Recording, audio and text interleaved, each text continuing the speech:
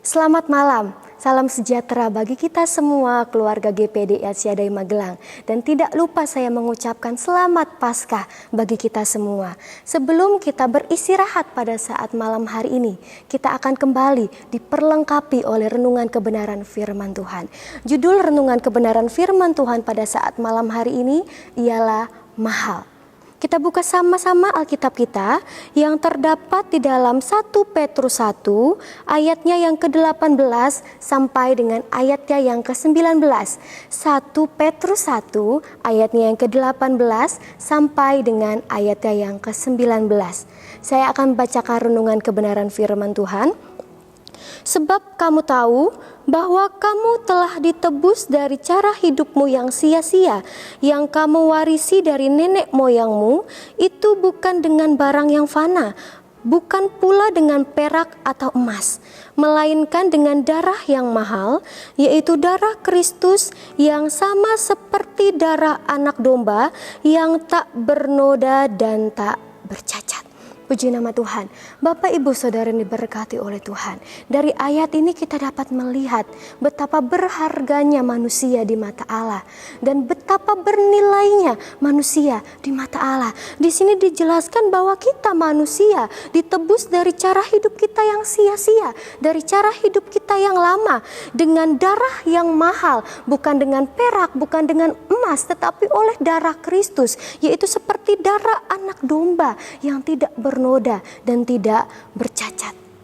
Kita tahu bersama bagaimana manusia, saya dan saudara telah jatuh di dalam dosa. Roma 3 ayat yang ke-23 katakan, ketika kita berdosa, kita telah kehilangan kemuliaan Allah.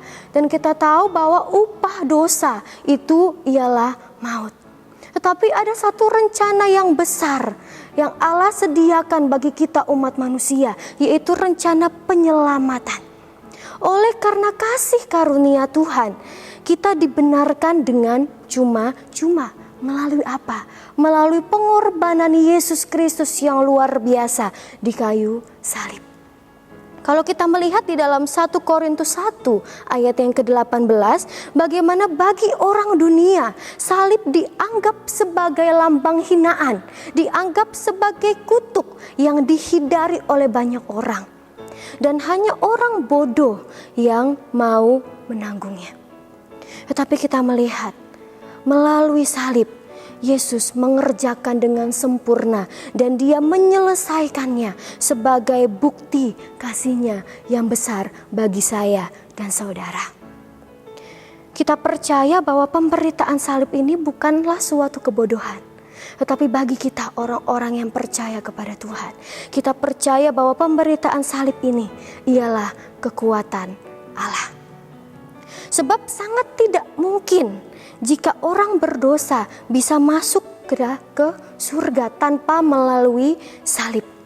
Kita yang berdosa menerima keselamatan yang besar yang daripada Tuhan oleh karya salib Kristus. Oleh karena sesuatu yang Dia kerjakan yang sangat-sangat mahal di dalam setiap kehidupan kita. Dan pada saat malam hari ini kita akan belajar bersama-sama. Ada 4 hal di dalam salib Kristus. Yang pertama ialah penggenapan nubuat. Kita melihat di dalam perjanjian lama ada begitu banyak nubuat. Bagaimana dikatakan Mesias akan disingkirkan, tetapi tidak ada satupun kesalahan yang didapati. Bagaimana dia harus mengalami pengkhianatan, bagaimana dia harus dihina, dia menderita, dia harus mati dan bangkit. Dan semuanya itu digenapi oleh Yesus di kayu salib. Lalu hal yang kedua, di dalam salib Kristus adalah penderitaan. Pada ibadah Jumat Agung yang lalu, bagaimana firman Tuhan menjelaskan ada banyak proses-proses yang Yesus alami sampai kepada kata sudah selesai. Dari sejak kecilnya pun dia sudah mengalami ancaman-ancaman yang luar biasa. Bahkan sampai pada tiba saatnya menuju kematiannya. Ketika dia berada di Taman Getsemani, bagaimana Yesus berdoa dan berserah kepada kehendak Bapa. Bahkan dia menyatakan isi hatinya di dalam Matius pasal yang ke-26 ayat yang ke-38. Dia katakan, hatiku sangat sedih, seperti mau mati rasanya. Bahkan di dalam ayat yang ke-29 dikatakan dia maju sedikit. Lalu dia sujud berdoa. Dia katakan, sekiranya mungkin biarlah cawanmu ini lalu daripadaku. Tetapi bukanlah kehendakku yang jadi, melainkan kehendakmu yang jadi. Dan setelah itu Yesus harus ditangkap. Dia harus ditinggalkan oleh murid-muridnya. Dia harus dibelenggu, dia harus diserahkan kepada Pilatus, dia harus dicambuk, dia harus dipaku, dia harus disalib, dia harus diberikan mahkota duri. Bahkan dia ditinggalkan oleh Bapa. Bagaimana sesuatu hal yang menyedihkan ketika Bapa memalingkan wajahnya daripadanya. Kita tahu bersama bagaimana kedekatan Yesus dengan Bapa. Dan pada waktu itu bagaimana dia merasakan ditinggal oleh Bapa. Sampai pada akhirnya dia katakan sudah selesai. Dan dia memberikan nyawanya sebagai tebusan bagi banyak orang. Kalau kita merenungkan betapa luar biasanya proses penderitaan Yesus yang harus Yesus alami. Yang seharusnya bukan dia yang menerima semuanya itu. Yang seharusnya kita menerima semuanya itu. Kita yang harus tanggung setiap dosa-dosa kita. Tetapi dia merelakan dirinya menderita untuk menjadi tebusan bagi setiap kehidupan kita.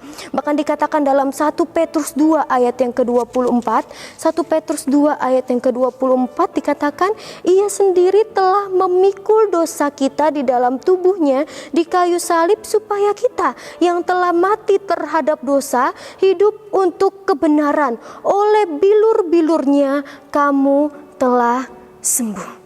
Dia yang menanggung segala sesuatu. Dia yang memikul setiap dosa-dosa kita. Supaya apa? Supaya kita sembuh. Supaya kita memperoleh keselamatan. Suatu proses penderitaan yang mahal yang Yesus lakukan bagi setiap kehidupan saya dan saudara. Itulah sebabnya kita perlu bersyukur atas setiap apa yang Tuhan kerjakan di dalam kehidupan kita. Lalu hal yang ketiga yang kita dapati di dalam salib Yesus, yaitu karya penebusan.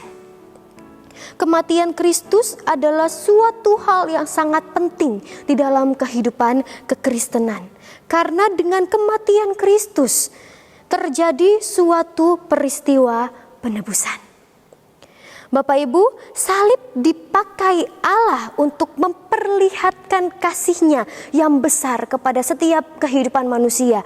Yohanes 3 ayat yang ke-16 mengatakan, begitu besar kasih Allah akan dunia ini sehingga Dia mengaruniakan anak yang tunggal. Supaya apa? Supaya saya dan saudara, kita umat manusia tidak binasa, melainkan kita memperoleh kehidupan yang kekal. Bagaimana Kristus telah mempersembahkan tubuhnya sebagai korban. Dan ketika dia mempersembahkan tubuhnya sebagai korban, adanya pencurahan darah. Pencurahan darah sebagai korban bagi orang Ibrani merupakan pusat kehidupan dan kematian melalui pengorbanan hidup.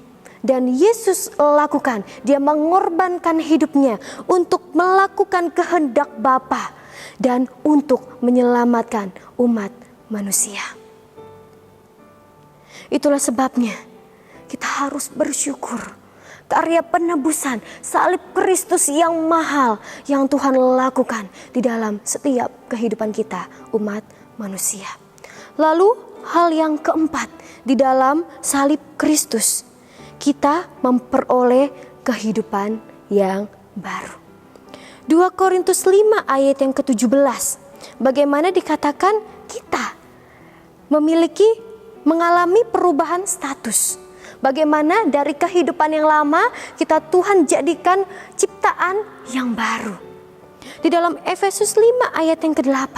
Hidup kita bukan lagi hidup sebagai kegelapan, tetapi kita hidup sebagai anak-anak terang. Oleh karena karya salib Kristus yang mahal di dalam setiap kehidupan kita. Dan keempat hal ini bukanlah perkara-perkara yang kecil, tetapi keempat hal ini merupakan perkara-perkara yang besar yang terjadi lewat darah Yesus yang mahal. Darah Yesus yang tercurah bagi setiap kehidupan saya dan saudara. Oleh sebab itu ketika kita tahu kita telah ditebus oleh darah yang mahal, kita juga harus memiliki kehidupan yang mahal. Kita tahu bersama bagaimana sesuatu yang mahal, tentunya sesuatu yang mahal akan berkualitas, akan teruji dan tentunya menarik perhatian. Berbeda dengan sesuatu yang tidak mahal, tentunya dia tidak akan tahan lama, tidak tahan uji, bahkan kurang enak dilihat. Bahkan kita seringkali mendengar Bapak Ibu, bagaimana banyak orang yang mengatakan harga itu tidak bisa bohong. Bahkan harga sangat menentukan kualitas. Oleh sebab itu ketika kita menyadari bahwa kita ditebus oleh darah yang mahal, kita harus menyadari dan menunjukkan kualitas hidup kita sebagai orang-orang tebusan Kristus, orang-orang yang mahal. Dan ketika kita menunjukkan kualitas kehidupan kita, kita harus mengalami pertumbuhan iman. Dan kita harus bijak dalam menyikapi segala sesuatu. Terlebih dalam kita menyikapi keadaan-keadaan yang terjadi saat-saat ini. Sikap kita yang akan menunjukkan kualitas hidup kita. Ketika kita bersungut-sungut dalam menghadapi situasi yang terjadi saat-saat ini, kita akan melihat kualitas hidup kita. Tetapi ketika kita dapat bijak menyikapi segala sesuatu yang terjadi akhir-akhir ini, saat-saat ini, kita akan melihat kualitas kehidupan kita yang baik, yang mahal, yang bernilai di mata Tuhan. Itulah sebabnya ketika kita melihat begitu berharganya kita di mata Tuhan, begitu luar biasanya pengorbanan Yesus yang Yesus lakukan, pengorbanan yang mahal yang boleh Dia kerjakan dalam setiap kehidupan kita. Marilah kita bangun kehidupan yang mahal, yang berkualitas, yang menyenangkan hati Tuhan. Dan saya yakin percaya Allah Roh Kudus yang memampukan setiap kehidupan kita untuk kita memperoleh kehidupan yang mahal, memperoleh kehidupan yang bernilai, yang berkualitas sesuai dengan kehendak Allah. Puji nama Tuhan, biarlah firman ini memberkati setiap kehidupan kita. Dan kita akan berdoa bersama-sama. Haleluya Yesus, terima kasih Tuhan Yesus yang baik. Kami mengucap syukur oleh karya-Mu yang mahal, karya salib-Mu yang begitu ajaib di dalam setiap kehidupan kami, membuat kami menyadari betapa berartinya kami di hadapan Engkau, begitu bernilainya kami di hadapan Tuhan. Itulah sebabnya Tuhan Yesus, ketika kami menyadari bahwa kami memperoleh kehidupan yang mahal oleh karena darah Tuhan yang boleh tercurah di dalam setiap kehidupan kami, biarlah Allah Roh Kudus yang senantiasa memampukan setiap kehidupan kami untuk kami melakukan setiap apa yang menjadi kehendak Tuhan di dalam kehidupan kami. Kami bersyukur punya Allah seperti Engkau, kami bangga punya Allah seperti Engkau. Dan kalau tiba saatnya Tuhan kami akan beristirahat, Engkau yang menyertai setiap peristirahatan kami, dan penjagaan pemeliharaan Tuhan boleh ada di dalam setiap kehidupan kami. Kami bersyukur untuk firman Tuhan pada saat malam hari ini, dan kami terima berkat kebenaran firman Tuhan hanya di dalam nama Tuhan Yesus Kristus. Haleluya, amin.